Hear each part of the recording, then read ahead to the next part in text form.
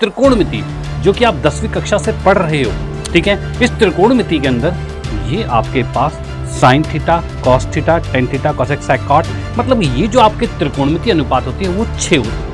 तो ये 6 ही क्यों होते हैं? ये 6 ही में क्यों घूम रहा है? ऐसा 6 का क्या राज है? तो इस चीज को एकदम बारीकियों से समझने वाले हैं, नजर एकदम स्क्रीन पर होना चाहिए। हेलो स्टूडेंट्स, मैं रवि रंजन आप सभी का स्वागत करता हूं अड्डा 247 class 12th 11th Hindi medium में। तो भाई फटाफट से सभी के सभी कनेक्ट हो जाइए, क्योंकि यहाँ पर एक बहुत ही इंपॉर्टेंट कॉन्सेप्ट को हम समझने वाले हैं कि भाई ये कॉन्सेप्ट कुछ ऐसा है कि त्रिकोणमिति जो कि आप 10वीं कक्षा से पढ़ रहे हो, ठीक है। इस त्रिकोणमिति के अंदर ये आपके पास sine theta, cos theta, tan theta, cosec, sec, cot, मतलब ये जो आपके त्रिकोणमिति अनुपात होते हैं वो 6 होते हैं। तो ये 6 ही क्यों होते हैं? 6 से ज़्यादा क्यों नहीं होते या 6 से कम क्यों नहीं होते? इस बात को हम आज समझने वाले हैं, ठीक है। ये 6 ही में क्यों घूम रहा है? ऐसा 6 का क्या राज है जो कि ये 6 ही होता है? तो इस चीज़ को एकदम बारीकियों से समझने वाले हैं, नज़र एकदम स्क्रीन पर होना चाहिए, ओके। और इसको हम देखते हैं कि ये 6 क्यों होता है, क्योंकि भाई ये जो त्रिकोणमिति है ये आपके हर जगह देखने को मिल जाएगा। यानी कि अगर आप 10th में या उसके बाद साइंस लेके पढ़ते हो या मैथ्स लेके पढ़ते हो, यानी मैथ्स या साइंस में कहीं पर भी आपको ये त्रिकोणमिति देखने को मिलेगी ही मिलेगी। यानी कि इस त्रिकोणमिति से आप दूर नहीं भाग सकते। इससे आपको करनी पड़ेगी दोस्ती, तभी आएगा मज़ा, और हर चीज़, हर कॉन्सेप्ट को समझने में और भी मज़ा आएगा। फिलहाल आज हम इसके एक बारीकी को समझने वाले हैं, ये 6 ही क्यों होते हैं, ठीक है। तो यहाँ पर कि मैं बात करता हूँ तो यहाँ पर जैसे कि हमें पता है त्रिकोणमिति की बात कर रहे हैं, इसका मतलब वो होता है कि समकोण त्रिभुज के अनुसार चलता है।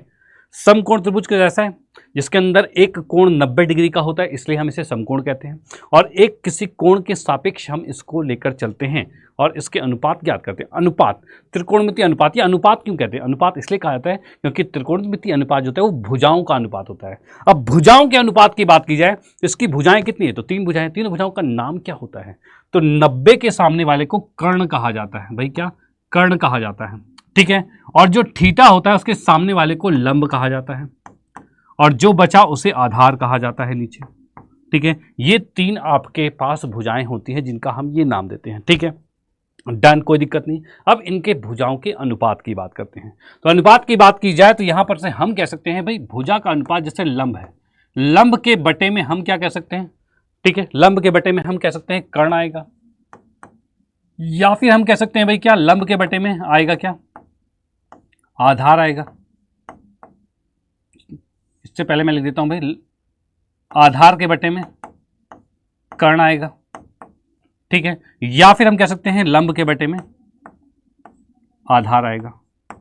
भाई ये 3 अनुपात हो सकते हैं, यानी मैं क्या कह पा रहा हूं, इसके बटे में ये रहेगा, या फिर इसके बटे में ये रहेगा, या फिर ये दोनों आपस में बटे में रहेंगे। यही 3 हो सकते हैं, ठीक है। ये 3 संभव है। अब इन्हीं को मैं पलट कर लिख सकता हूं। पलट कर कैसे लिखूं?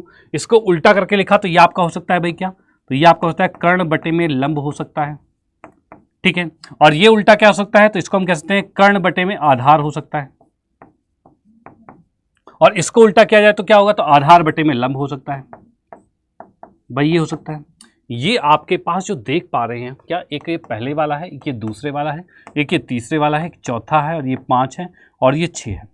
अब मैं यहां पर देख पा रहा हूं क्या चीज भाई, कि भाई कर्ण के साथ आप 2 चीज को बटे में कर सकते हो, लंब के साथ आप 2 चीज को बटे में कर सकते हो, आधार के साथ 2 चीज को बटे में कर सकते हो। यानी कुल मिलाकर 6 चीजें आपके पास बनी हैं, ठीक है। 6 चीजें बनी, यानी इनके भुजाओं को उल्टा फुल्टा कर कर आप 6 ही तरह के अनुपात बना सकते हो।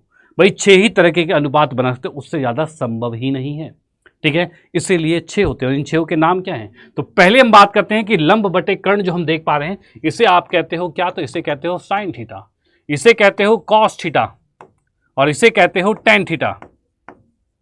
ये आ जाएगा कॉसेक थीटा, और ये आपके पास आ जाएगा सेक थीटा, और ये आ जाएगा कॉट थीटा। तो आप यहां पर देख पाते हो कि इसके भुजाओं के जो अनुपात बन रहे हैं, जैसे कि पहले भुजा के साथ ये 2, मतलब सारी भुजाओं जो आपस में उलट पुलट करके बना भी लो आप जितने भी, तो आपको इतने ही बन पाएंगे, 6 ही बन पाएंगे, 6 से ज़्यादा बन ही नहीं सकते। इसीलिए इसके भुजाओं के अनुपात 6 हैं, तो इसीलिए त्रिकोणमिति अनुपात भी 6 रखे गए हैं। नॉर्मली हमें भुजाओं के अनुपात के अकॉर्डिंग याद करना बड़ा मुश्किल होता है, इसीलिए इसका नाम दे दिया गया है क्या? तो साइन थीटा लंब बटे कर्ण को नाम दिया गया है, आधार बटे कर्ण को कॉस थीटा लिया गया है, और लंब बटे आधार को टेन थीटा और कर्ण बटे लंब को कोसेक, और कर्ण बटे आधार को सेक, और आधार बटे लंब को कॉट कहा गया है, ठीक है। ये 6 त्रिकोणमिति अनुपात है। ऐसी इंफॉर्मेशन के लिए बिल्कुल इस चैनल को सब्सक्राइब कर लें और चैनल को अपने फ्रेंड सर्कल में ज़रूर शेयर कर दें, क्योंकि यहाँ पर आपके पास होने वाले हैं पूरे बेहतरीन तरीके से क्लियर सबके सब आपके मैथमेटिक्स हो या फिर कोई भी सब्जेक्ट हो, हर सब्जेक्ट यहाँ पर हिंदी मीडियम में आपको बेहतरीन तरीके से क्लियर कराने वाले हैं। ठीक है, तो चैनल को जरूर सब्सक्राइब कर लें और रेगुलर वीडियोस देखें, अपने नॉलेज को बूस्ट अप करें और इस बार के बोर्ड्स में एकदम तहलका मचा दें। ओके, तो यहाँ पर ये कॉन्सेप्ट हमारा क्लियर होता है। मिलते हैं अगले एक और बेहतरीन कॉन्सेप्ट के साथ।